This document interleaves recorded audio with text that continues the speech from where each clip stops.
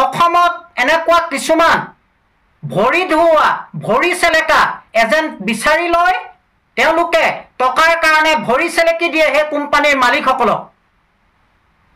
ভৰি চেলেকি জীয়াই থকাটোৱে হৈছে একাংশ মই সকলোৱে নকওঁ একাংশ অসমৰ এজেণ্ট যিসকল ফ্ৰণ্টলাইনত থাকি কাম কৰে যিসকলক নেটৱৰ্কিং কোম্পানীৰ লিডাৰ বুলি কোৱা হয় এখেতসকলৰ ভৰি চেলেকাটোৱে হৈছে ভাল লিডাৰশ্বিপ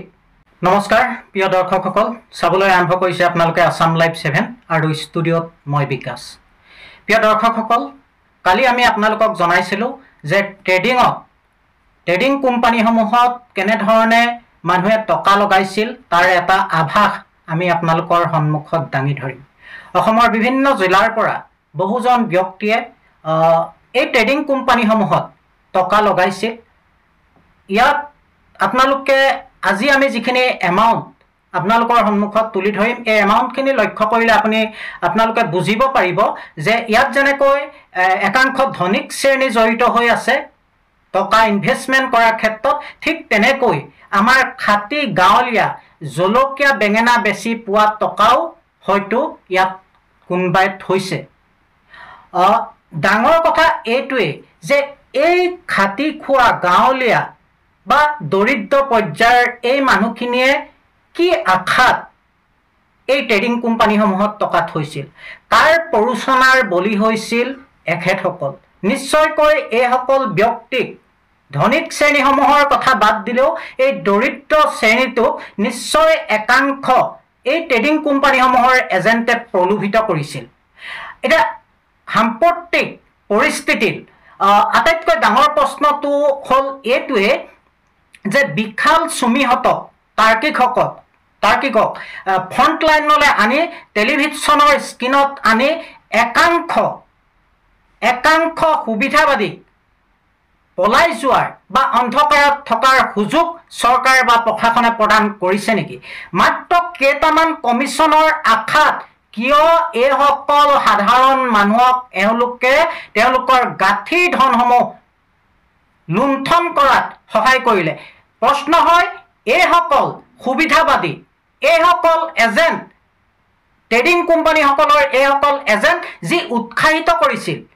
উৎসাহিত কৰিছিল এইসকল তদন্তৰ আওতালৈ আহিবনে এইসকলৰ ওপৰত প্ৰশাসন তথা চৰকাৰে কিবা ব্যৱস্থা গ্ৰহণ কৰিবনে এইসকলৰ ওপৰত এনেকুৱা ধৰণৰ শাস্তিমূলক ব্যৱস্থা গ্ৰহণ কৰিবনে যি ই অনাগত দিনৰ বাবে এক নজিৰ হৈ ৰয় আমি আপোনালোকক দেখুৱাম সেই স্ক্ৰীনশ্বটসমূহ কেনেধৰণে বিভিন্ন জিলাৰ পৰা টকা এই কোম্পানীসমূহলৈ প্ৰেৰণ কৰিছিল কিন্তু আমি আপোনালোকক দিব নোৱাৰোঁ সেইসকল ব্যক্তিৰ ঠিকনা বা তথ্য আৰু এই সম্পূৰ্ণ দায়িত্ব এই তদন্তৰ দায়িত্ব প্ৰশাসন তথা চৰকাৰ আমি মাত্ৰ এটা আভাস দিব বিচাৰিছোঁ যে কেনেকৈ ট্ৰেডিং কোম্পানীসমূহৰ বলি হ'ব লগা হৈছিল দুখীয়া তথা ধনিক শ্ৰেণীটো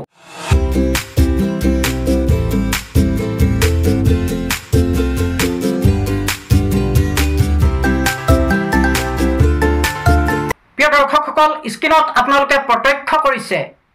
এই বিশেষ চেকখন ২৬,৮০,০০০ টকাৰ এই বিশেষ চেকখন আপোনালোকে প্ৰত্যক্ষ কৰিছে আৰু এই চেকখন ফিনএক্সপাৰ্ট ট্ৰেডিং ছাৰ্ভিচেছ প্ৰাইভেট লিমিটেডৰ নামত জমা কৰিছিল তিতাবৰৰ এজন ব্যক্তিয়ে ২৬,৮০,০০০ টকা আপোনালোকে ভালদৰে চাওক ফিনএক্সপাৰ্ট ট্ৰেডিং ছাৰ্ভিচেছ প্ৰাইভেট লিমিটেডৰ নামত এই ব্যক্তিজনে একাউণ্টত এই কোম্পানীটোৰ একাউণ্টত জমা কৰিছিল ২৬,৮০,০০০ টকা দ্বিতীয়টো বেংক ট্ৰেন্সফাৰৰ তথ্য আপোনালোকে চাওক ৭,০০,০০০ টকা ৭,০০,০০০ টকা ইয়াত দেখুৱাইছে এইটো ষ্টেট বেংকৰ জৰিয়তে ট্ৰেন্সফাৰ কৰা হৈছিল ৭,০০,০০০ টকা ভালদৰে লক্ষ্য কৰক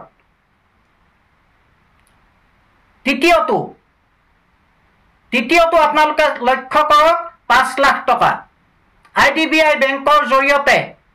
ট্ৰেন্সফাৰ কৰিছিল ৫,০০,০০০ টকা গুৰগাঁৱৰ পৰা ট্ৰেন্সফাৰ কৰিছিল ৫,০০,০০০ টকা তাৰ পিছত আমি আপোনালোকক দেখুৱাইছো 1 লাখ টকা এই ব্যক্তিজনে ফিনএক্সপাৰ্ট সলিউশন প্ৰাইভেট লিমিটেডৰ নামত ফিনএক্সপাৰ্ট ট্ৰেডিং সাৰ্ভিসেছ প্ৰাইভেট লিমিটেডৰ নামত এখেতে ট্ৰান্সফাৰ কৰিছিল 1 লাখ টকা 1 লাখ টকা ট্ৰান্সফাৰ কৰিছিল তাৰ পিছতে গোলাঘাটৰ পৰা 60,000 টকা ফিনএক্সপাৰ্ট ট্ৰেডিং সলিউশন প্ৰাইভেট লিমিটেড এই গোলাঘাটৰ ব্যক্তিজনে ট্ৰান্সফাৰ কৰিছিল 60,000 টকা তাৰ পিছত লক্ষ্য কৰক 50,000 টকা 50,000 টকা ট্ৰান্সফাৰ কৰিছিল কোম্পানীৰ একাউণ্টত তাৰ পিছত পুনৰ গোলাঘাটৰ এজন ব্যক্তিয়ে 50,000 টকা ট্ৰান্সফাৰ কৰিছিল এই কোম্পানীটোৰ একাউণ্টত তাৰ পিছত চাওক এইটো 50,000 টকাৰ এটা এমাউণ্ট গুৱাহাটীৰ পৰা ফিনএক্সপাৰ্ট ট্ৰেডিং সাৰ্ভিসেছ প্ৰাইভেট লিমিটেডৰ নামত কোনো অজ্ঞাত ব্যক্তিয়ে 50,000 টকা ট্ৰান্সফাৰ কৰিছিল ইয়াৰ পিছৰটো ভালদৰে আপোনালোকে লক্ষ্য কৰক এজন অজ্ঞাত হালুৱাটিঙৰ ব্যক্তি এখেতে ফিনএক্সপাৰ্ট ট্ৰেডিং সাৰ্ভিসেছ প্ৰাইভেট লিমিটেডৰ একাউণ্টলৈ ট্ৰান্সফাৰ কৰিছিল 1 লাখ টকা 1 লাখ টকা এখেতে ট্ৰান্সফাৰ কৰিছিল তাৰ পিছৰ এমাউণ্টটো কোম্পানীয়ে লাভ কৰিছিল শিলচৰৰ পৰা এজন অজ্ঞাত ব্যক্তিয়ে প্ৰেৰণ কৰিছিল 35,000 টকা 35,000 টকা পুনৰ গোলাঘাটৰ পৰা ট্ৰান্সফাৰ কৰা হৈছিল 40,000 টকা পুনৰ হালুৱাটিঙৰ পৰা অন্য এজন ব্যক্তিয়ে কোম্পানীৰ একাউণ্টত জমা কৰিছিল 10,000 টকা হালুৱাটিঙৰ অন্য এজন ব্যক্তিয়ে কোম্পানীৰ একাউণ্টত জমা কৰিছিল 20,000 টকা এইবোৰ মাত্ৰ সৰু সৰু এটা নমুনা আমাৰ হাতত পৰা তথ্য সামান্য তথ্যহে যদি সঠিকভাৱে তদন্ত কৰা হয় নিশ্চিতভাৱে এনেকুৱা বহু তথ্য আপোনালোকৰ দুচকুত ধৰা পৰিব সোণাৰীৰ পৰা 7,000 টকা নিশ্চিতভাৱে এইটো কোনোবা এটা দৰিদ্ৰ পৰিয়ালৰ সদস্য এই লুণ্ঠনকামীবোৰৰ বলি হ'ব লগা হৈছিল এই প্ৰতাৰকবোৰৰ বলি হ'ব লগা হৈছিল শিকাৰ হ'ব লগা হৈছিল দৰিদ্ৰ পৰিয়ালৰ নিশ্চিতভাৱে কোনোবা এজন ব্যক্তি সপোন দেখুওৱা হৈছিল কিবা এটা পোৱাৰ সপোন দেখি হয়তো গাঁঠিৰ ধন 7,000 টকা কোম্পানীৰ একাউণ্টলৈ প্ৰেৰণ কৰিছিল তাৰ পিছত চক ৰাজগড়ৰ পৰা নিশ্চিতভাৱে এজন দৰিদ্ৰ পৰিয়ালৰ সদস্যই হ'ব 4,500 টকা কোম্পানীৰ একাউণ্টত জমা কৰিছিল প্ৰিয় দৰ্শকসকল মই মাত্ৰ প্ৰায় 45 লাখ টকাৰ এটা সৰু তথ্য আপোনালোকৰ সন্মুখত তুলি ধৰিলো ই সামান্য তথ্য আৰু এই তথ্যসমূহ দেখাৰ পৰা পিছত আপোনালোকে নিশ্চিতভাৱে বুজি পাইছে যে এই ট্ৰেডিং কোম্পানীসমূহত কেৱল মাত্ৰ ধনিক শ্ৰেণীয়ে টকা থোৱা নাছিল বহু দুখীয়া পৰিয়াল বেঙেনা জলকীয়া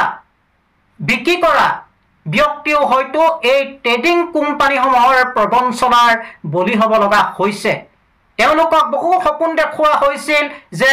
এনে ধৰণে টকা জমা থলে প্ৰতিদিন বা প্ৰতি মাহে তেওঁলোকে লাভ কৰিব আখাপত এটা আয় আৰু এনে ধৰণৰ সপোনৰ বলি হৈ হেৰুৱাব লগা হৈছিল কষ্ট উপাৰ্জিত ধন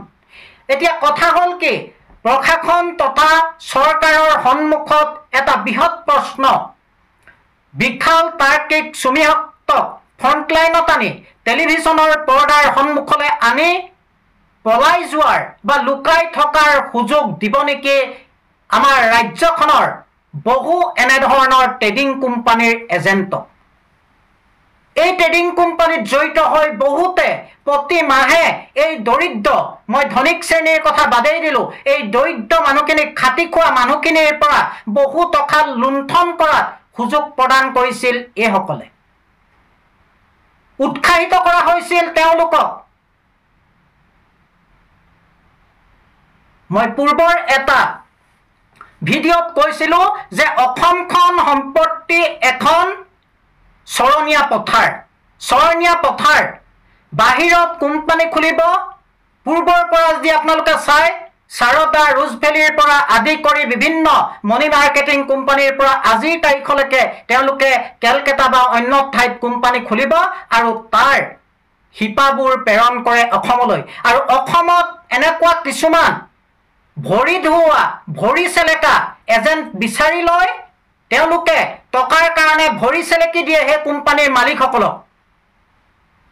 ভৰি চেলেকি জীয়াই থকাটোৱে হৈছে একাংশ মই সকলোৱে নকওঁ একাংশ অসমৰ এজেণ্ট যিসকল ফ্ৰণ্টলাইনত থাকি কাম কৰে যিসকলক নেটৱৰ্কিং কোম্পানীৰ লিডাৰ বুলি কোৱা হয় এখেতসকলৰ ভৰি চেলেকাটোৱে হৈছে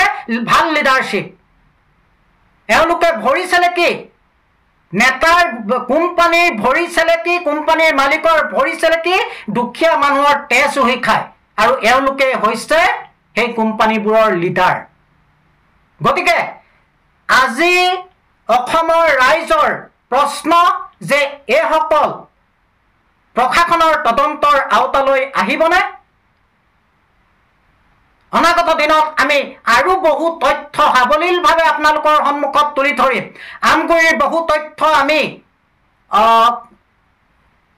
সংগ্ৰহ কৰি আছো হালুৱাটিঙৰ আৰু তথ্য আমি সংগ্ৰহ কৰিছো অসমৰ বিভিন্ন জিলাৰ আৰু বহু তথ্য আমাৰ হাতত আহি পৰিছে আমি আপোনালোকৰ সন্মুখত তুলি ধৰিম